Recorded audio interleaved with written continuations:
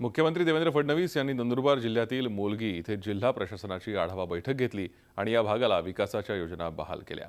काय झालं नेमकं या बैठकीत पाहूयात। सातपुड्यातील डोंगर रांगा नेहमीच दुर्लक्षित राहिल्यात। या डोंगर रांगांमध्ये राहणारे आदिवासी बांधव नेहमीच समस्यांशी दोन हात करत असतात। मात्र मुख्यमंत्री देवेंद्र फडणवीस यांनी नंदुरबार जिल्ह्यातील ह्याच सातपुड्याच्या डोंगर रांगांमध्ये जिल्हा प्रशासनाची आढावा बैठक घेऊन एका अर्थाने या भागाला न्याय दिलाय। नंदुरबार मधल्या कुपोषण आणि आरोग्याच्या समस्या लक्षात घेऊन रिक्त पदांची भरती तात्काळ करून डॉक्टर्स आणि कर्मचाऱ्यांसाठी दुर्गम भागात राहण्याची मॉडेल व्यवस्था करणार असल्याची घोषणा त्यांनी केली आहे। कुपोषित बालक आहेत त्यांच्याकरता एक युनिसेफच्या माध्यमातून आपण जी फॅसिलिटी तयार केली त्याचे उद्घाटन केलं आहे आणि त्या माध्यमातून कुपोषणावर मात करता आली पाहिजे असा आपला प्रयत्न आहे। त्याचाही आढावा आम्ही घेतलेला आहे। त्याच्यामध्ये घट असली तरी अजून जास्तीचं काम करायचे आदेश मी दिलेले आहेत।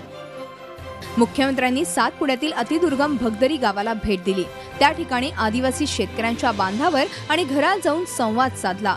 तसंच दुर्गम भागातील शेतकऱ्यांची शेती सिंचनाखाली आणण्यासाठी सौर पंपाची संख्या वाढवून उद्दिष्ट देण्यात आलंय।